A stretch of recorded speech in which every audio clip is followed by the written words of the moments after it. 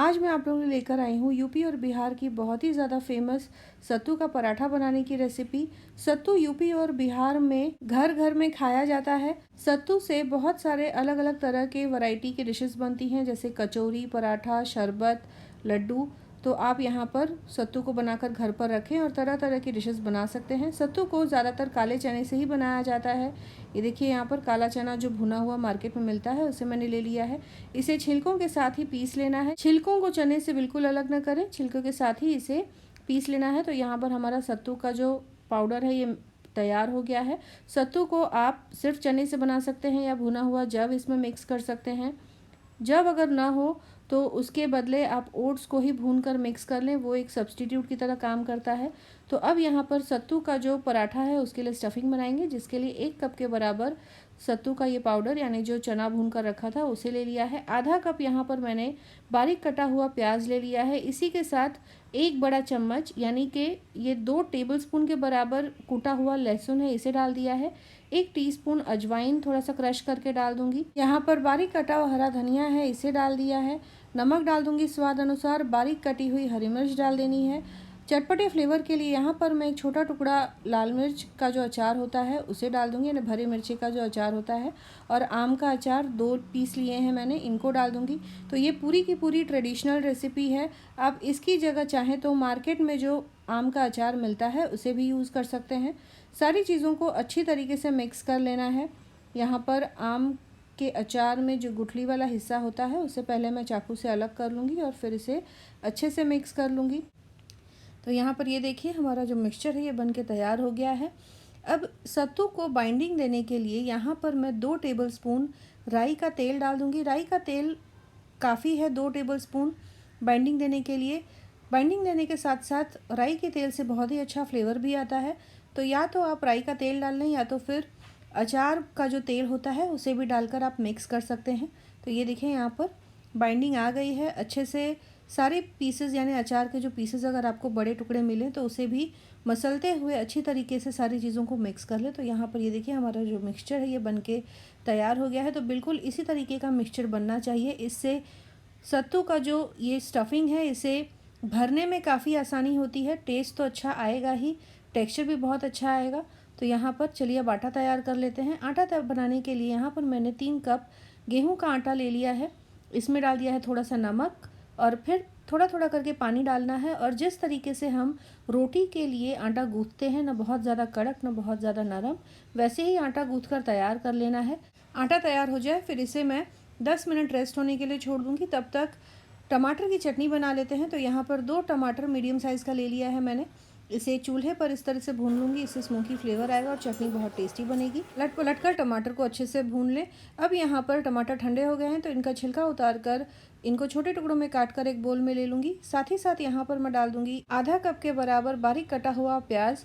अब भुने हुए टमाटर के साथ एक बैगन भी भून कर डाल सकते हैं, उससे भी बहुत ही अच्छा भरता बनता है बैगन का, जिसे सत्तू के पराठे के साथ या लिट्टी के साथ या भौरी जो होती है उसके साथ खाया जाता है। भौरी लिट्टी का ही एक रूप है जिसमें सत्तू के ही स्टफिंग को भरकर सीधे चूल्हे में यानी कि तंदूर की तरह पकाया जाता है। दरदरा कूटा हुआ लहसुन डाल दिया है, बारीक कटी हुई हरी मिर्च, बारीक कटा हुआ धनिया पत्ता, राई का तेल, नमक स्वाद अनुसार।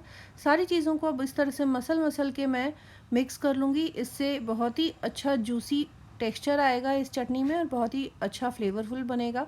तो यहाँ पर हमारा जो चटनी है टमाटर का ये बन के तैयार हो गया है। तो अब यहाँ पर आटे को एक बार चेक कर लेते हैं। ये देखिए, आटा भी हमारा तैयार है। चलिए अब सत्तू का पराठा बना लेते हैं। सत्तू का पराठा बनाने के लिए जिस तरीके से हम स्टफ्ड पराठा बनाने के लिए बड़ी बड़ी लोई लेते हैं, वैसे ही बड़ी लोई यहाँ पर निकाल लेनी है।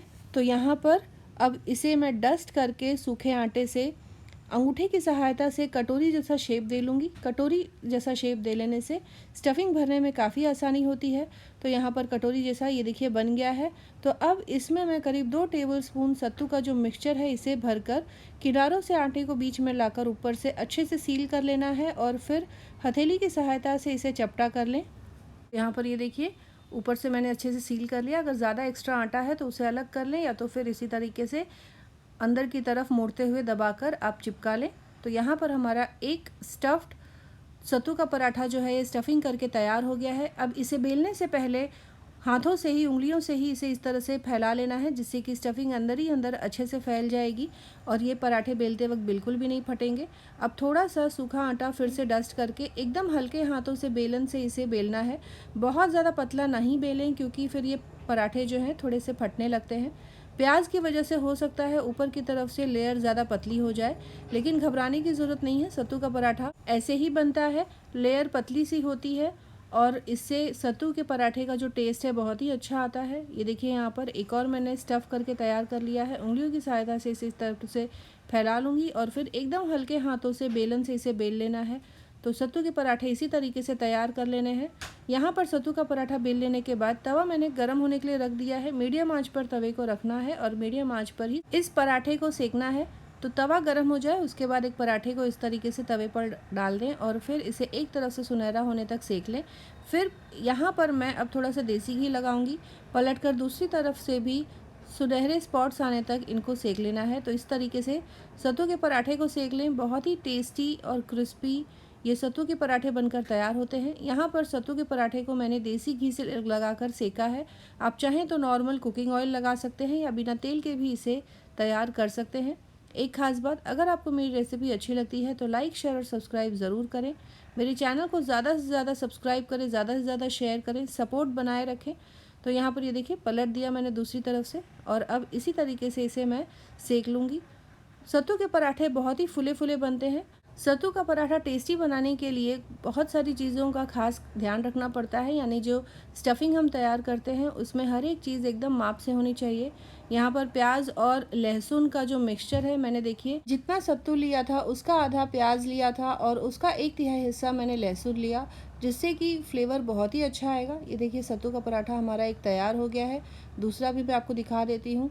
बहुत ही फ्लफ़ी और करारे ये सत्तू के पराठे बनके तैयार होते हैं।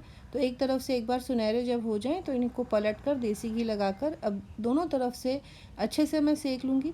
तो आप देख सकते हैं यहाँ पर जैसे ही पलटूँगी तब ये पराठे जो हैं वो फूलने शुरू हो जाते हैं और बहुत ही फ्लफ़ी और टेस्टी ये पराठे बनके तैयार होते हैं, बिल्कुल भी बिखरते नहीं हैं। स्टफिंग अच्छे से तैयार होगी तो सत्तू का पराठा भी बहुत ही टेस्टी फूले फूले बनेंगे। तो आप इस तरह से सत्तू के पराठे को ज़रूर बनाएं और फिर इसे आप गर्मा गर्म टमाटर की चटनी के साथ, आम के अचार के साथ, हरी चटनी के साथ सर्व कर सकते हैं। इसे आप दही के साथ भी सर्व कर सकते हैं। आप सत्तू के पराठे की इस रेसिपी को ज़रूर ट्राई करें और कमेंट करें अपने एक्सपीरियंस के बारे में। सत्तू के पराठे की तरह ही सत्तू की कचौरी बनती है, इसकी रेसिपी भी आप मेरे चैनल पर देख सकते हैं। तो आप मेरी रेसिपीज़ को ज़रूर ट्राई करें, कमेंट करें अपने एक्सपीरियंस के बारे में। मेरे चैनल को शेयर और सब्सक्राइब ज़रूर करें। मिलते हैं अगले एपिसोड में इसी तरह से एक और नई टेस्टी रेसिपी के साथ। Thanks for watching.